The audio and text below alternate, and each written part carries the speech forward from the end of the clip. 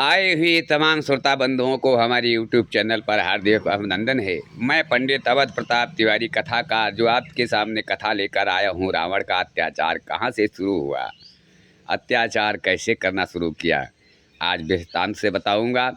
ध्यानपूर्वक सुने, पूरा सुनेंगे तो बड़ा आनंद आएगा और आपको ज्ञान प्रकट होगा रावण के अत्याचार के रूप में। आइए शुरू करते हैं। जब ये तीनों भाई तपस्या कर रहे थे ब्रह्मा जी का, रावण, कुंभकर्ण और विभीषण, क्या गए बोल रहे थे? ओम ब्रह्मदेवाय नमः, ओम ब्रह्मदेवाय नमः, ओम ब्रह्मदेवाय नमः, ओम ब्रह्मदेवाय नमः, ओम ब्रह्मदेवाय नमः, ओम ब्रह्मदेवाय नमः। तभी ब्रह्मा जी का प्रकट होता है। अब ब्रह्मा जी प्रकट होते हैं और कहते हैं, आंखें खोलो वत्स, मैं प्रसन्न हुआ। हे लंकापति रावण, आंखें खोलो। रावण आंखें खोलकर देखता है तो ब्रह्मा जी हंस पर विराजमान, वेद हाथ में ली हुई और रावण के सामने विराजमान हो रहे हैं। ब्रह्मा जी से रावण कहता है, प्रभु यद्यपि आप प्रसन्नचित्त हैं तो मुझे मनवांछित वर प्रदान करें, मेरी इच्छा अनुसार मुझे वरदान दें प्रभु। ब्रह्मा जी ने कहा, यथास्थ, वर मांगो।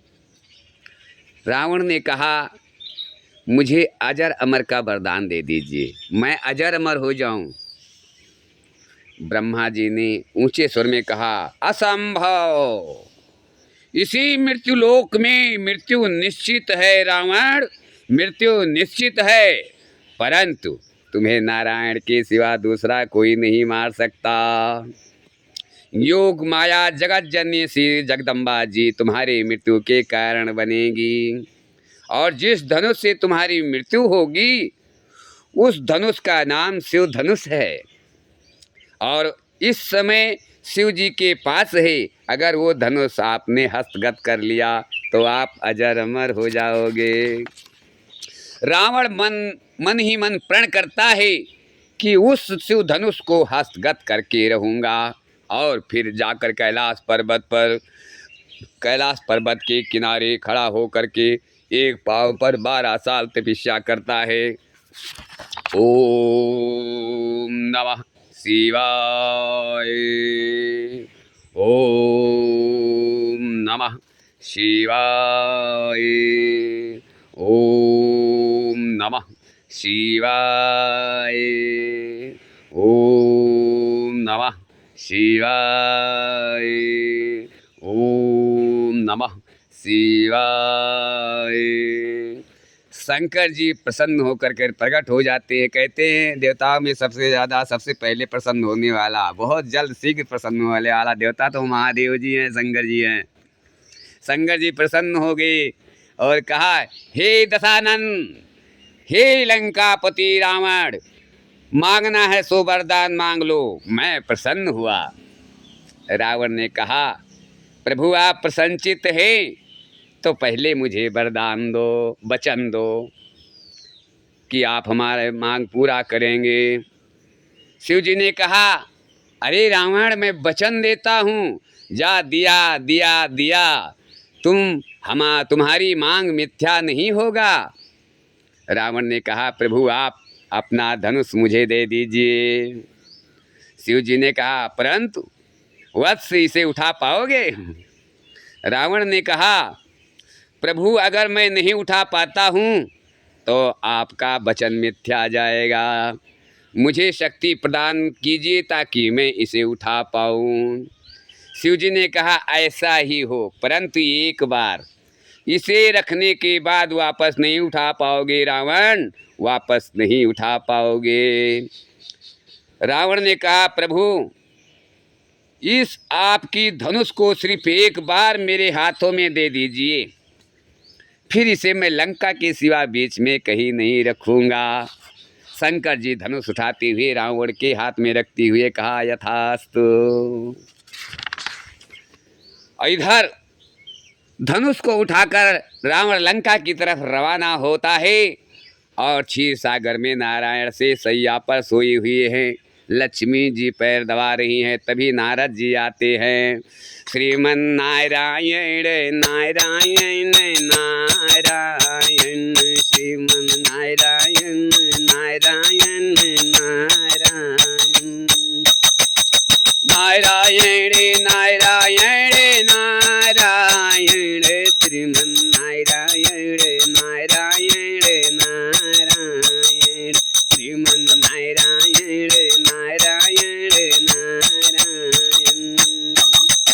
लक्ष्मी नारायण नारायण नारायण, भजमन नारायण नारायण नारायण, भजमन नारायण नारायण नारायण, श्रीमन नारायण नारायण नारायण, नारायण नारायण नारायण, भजमन नारायण नारायण नारायण।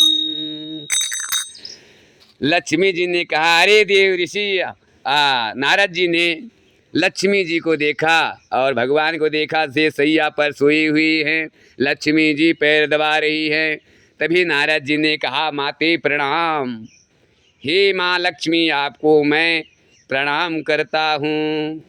लक्ष्मी जी ने कहा, अरे देव ऋषि, आयुष्मान भवः, किंतु आपके आगमन का कोई ना कोई लक्ष्य तो अवश्य होगा। बिना लक्ष्य के आप कहीं नहीं जाते हैं।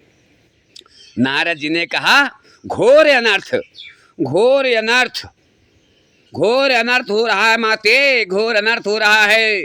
जिस धनुष पर रावण का वध लिखा हुआ है, उस शिव धनुष को रावण लंका ले जा रहा है। अगर उसे न रोका गया तो तीनों लोक और 14 भुवन में रावण राज होगा माँ, रावण राज होगा। उसे रोकने का यत्न कीजिए माँ। हमारी बार बार वंदना है, रावण को रोक दिया जाए, अन्यथा वो नहीं मारा जाएगा। लक्ष्मी जी ने कहा, परंतु प्रभु गहरी निद्रा में है, इन्हें जगाना अनुचित है, क्योंकि मैं पतिव्रता नारी हूँ। पतिव्रता का धर्म है, पति सो रहा है तो उसे नहीं जगा सकती, पति का निरादर नहीं कर सकती, पति को आज्ञा नहीं दे सकती। आप तो खुद विद्वान हो नारद, खुद अपना विचार करिए।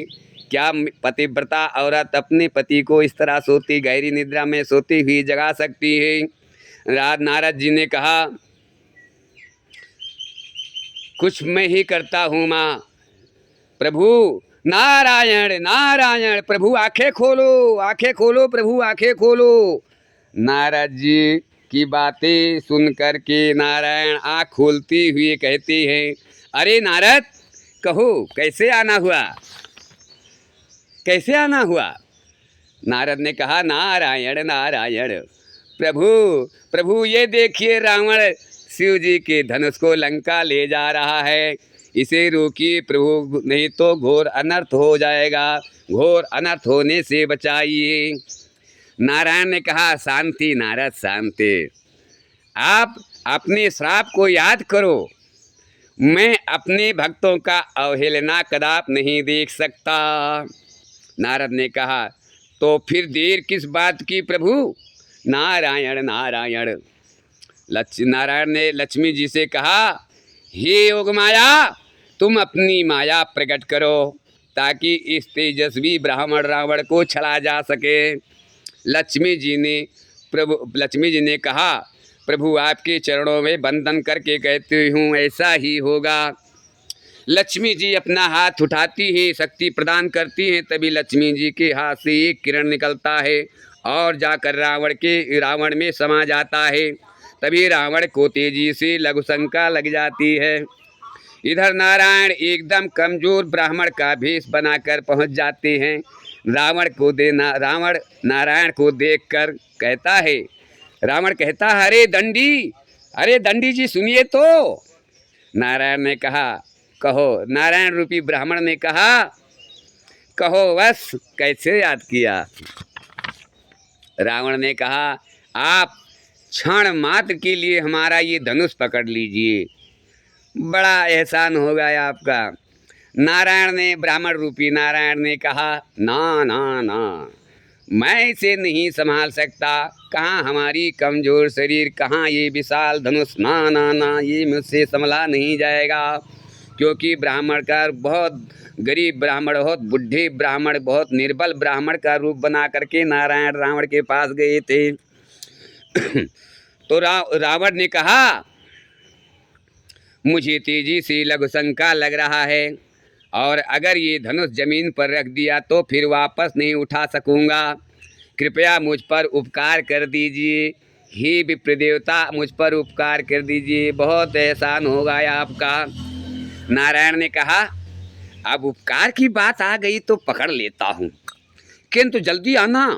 पकड़ते हुए नारायण कहते हैं, हाय, ये कितनी विशाल धनुष है, इसे संभाल पाना अनिश्चित है, मैं इसे संभाल नहीं पाऊंगा। रावण कहता है, बस मात्र काल की बात है, यूं गया और यूं आया। रावण लघुशंका के लिए बैठ जाता है, तभी नारायण रावण को श्राप देते हैं। नारायण कहते हैं, अरे भाई रावण, क्या तुम 5 वर्ष तक लघुशंका ही करते रहोगे? रावण नारायण के श्राप बस 5 साल लघुशंका ही करते रह गया, और इधर नारायण धनुष को जनकपुर में रखकर अदृश्य हो जाते हैं। और फिर रावण जब लघुशंका से उठता है, तब वो अपना दिमाग लगाता है कि मुझे छलने वाला, ये तो नारायण शंकर जी ने कहा था, हमारे सिवा अगर कोई ये धनुष उठाएगा तो सिर्फ नारायण के सिवा कोई नहीं उठा सकता है। ये तो साक्षात नारायण आए थे मुझे छलने के लिए। वो गुस्से में कहता है, अरे मुझे छलने वाले नारायण, मुझे पहले ही संदेह हो रहा था, पर मैं छल ग्रसित था। परंतु मैं यहाँ पहरा लगवाऊंगा, देखूंगा कौन है मेरा काल किस रूप में है ये धनुष उठाने वाला। अरे मुझे छलने वाले विष्णु, आज से मैं तुम्हारा सबसे बड़ा शत्रु बन गया हूँ। अब तुम्हारे भक्तों को रक्त की आस रुलाऊंगा, तड़पाऊंगा।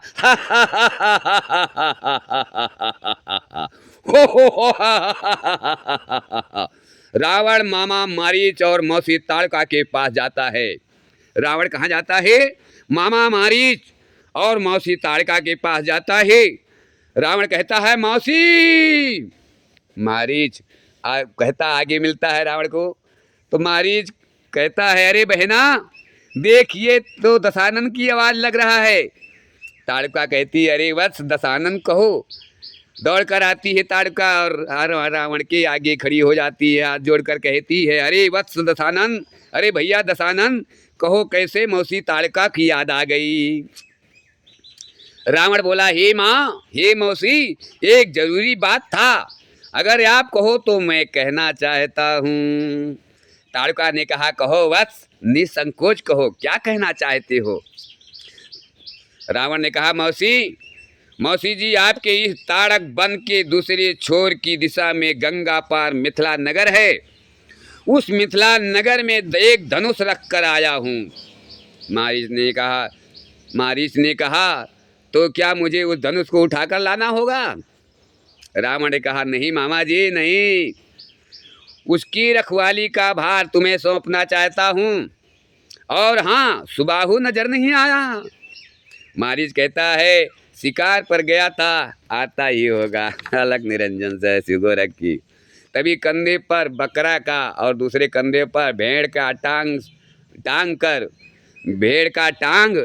कर सुबाहु आता है, और रावण को देखकर कहता है, सुबाहु करता है, प्रणाम लंकेश। रावण कहता है, मौसी। ताड़का बोली, बोलो बस। रावण कहता है, आप सब मिलकर काम कर सकते हो तो वचन दो। ताड़का बोली, अरे राजन, आपकी बात कैसे टाल सकती हूँ। रावण ने कहा, तो फिर सुन लो कान खोकर। मारीच, सुबाहु, ताड़का तीनों साथ में कहते हैं, बोलो राजन, क्या कहना चाहते हो। रावण ने कहा, तो फिर जाओ, साधु संतों को जितना त्रास सको उतना त्रासो। जहाँ कहीं शंखनाद सुनाई पड़े वहाँ तुरंत पहुंचकर यज्ञ विध्वंस कर दो, और जो साधु इस पर भी ना माने उसको कच्चा चबा चाओ। तामारी, सुबाहु, ताड़का तीनों एक साथ बोलते ही राजन की जय हो, लंकापति महाराज रावण की जय हो, लंकापति रावण की जय हो। रावण ब्राह्मण साधु संत ऋषि मुनियों को तरह तरह से त्रास देने लगा। उसका कहना है कि धरती पर रहना है तो मुझे टैक्स दो, कर चुकाओ तब ये धरती पर रहने मिलेगा। राज हमारा है, 3 लोक में राज है मेरा। स्वर्ग लोक में इंद्र आसन पर मेरा बड़ा बेटा बैठा हुआ है मेघनाथ, मृत्यु लोक में मैं हूँ, और पाताल लोक में मेरा बेटा बड़ा बेटा अहिरावण है। 3 लोक का मैं राजा हूँ, 3 लोक में बचकर मुझसे कहीं नहीं बच सकता, कहीं नहीं जा सकता है। तीनों लोक में अगर तू कहीं भी छुपने की कोशिश करेगा तो रावण से नहीं बच सकता, रावण के हाथों मारा जाएगा। हाँ, बचने का तरीका भी है, मेरे चरण की पूजा करो, मेरी सेवा करो, मुझे भगवान समझो तो आपका कल्याण होगा, अन्यथा जीते जी मार दिए जाओगे, गला कलम कर दिया जाएगा। कहता है रावण, कहता है, क्या कहता है? टैक्स देना धरा पर, टैक्स कहते हैं इंग्लिश में और कर कहते हैं हिंदी में। तो कर समझ में नहीं, समझ कम आता है, टैक्स बोलेंगे तो आज सबको समझ में आ जाता है, इसलिए टैक्स रखा गया, थोड़ा इंग्लिश शब्द उपयोग किया गया है। टैक्स देना धरा पर, इस धरती पर रहना है तो कर दो। कहने का, रावण का कहने का मतलब है इस धरती पे रहना है तो कर दो। टैक्स देना धरा पर रहने का, टैक्स देना धरा पर, टैक्स देना धरा पर रहने का, टैक्स देना धरा पर रहने का, टैक्स देना धरा पर। 20 भुजा 10 शीश हमारे, 20 भुजा 10 शीश हमारे, नाम मेरा 10 कंधर। मुझसे बच कर कहाँ जाओगे 3 लोक के अंदर, मुझसे बच कर कहाँ जाओगे 3 लोक के अंदर। मेरे चरणों की पूजा करने का, टैक्स देना धरा पर रहने का, टैक्स देना धरा पर। मेरे चरणों की पूजा करने का, टैक्स देना धरा पर रहने का, टैक्स देना धरा पर, टैक्स देना धरा पर रहने का, टैक्स देना धरा पर रहने का, टैक्स देना धरा पर। जीना है घर कर चुकता कर दो, सुन लो आदेश हमारा। जीना है अगर कर चुकता कर दो, सुन लो आदेश हमारा। हरि पूजा अगर करते देखा, कलम करूँ गला तुम्हारा। हरि पूजा करते अगर देखा, कलम करूँ गला तुम्हारा। क्या? मेरे नामों की माला जपने का, टैक्स देना धरा पर रहने का, टैक्स देना धरा पर। मेरे नामों की माला जपने का, टैक्स देना धरा पर रहने का, टैक्स देना धरा पर, टैक्स देना धरा पर रहने का, टैक्स देना धरा पर। ये लो घड़ा इसे रक्त से भर दो, यदि कछु नहीं पास तुम्हारे, यदि कछु नहीं पास तुम्हारे।